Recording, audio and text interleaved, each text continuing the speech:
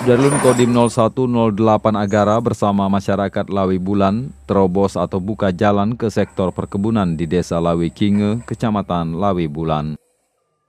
Kegiatan yang bertema dengan semangat kemanunggalan TNI dengan rakyat, kita percepat pembangunan di daerah guna meningkatkan kesejahteraan masyarakat dalam rangka menjaga keutuhan wilayah NKRI itu diawali dengan kegiatan pra-TNI Manunggal Membangun Desa atau TMMD ke-98 di Desa Lawi Kinge, Kecamatan Lawi Bulan.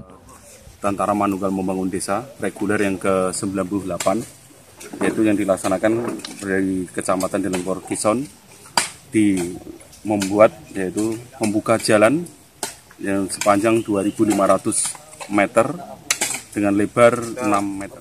Kami sebagai masyarakat dari Desa Lawi Kinge dan juga dari Desa Kadamblang bersyukur karena adanya jalan terbuka kan. Kami sudah enak untuk mempermudah melangsir barang kami kan. Adanya jalan seperti ini, maka kendaraan kami bisa kami masukkan ke kebun kami.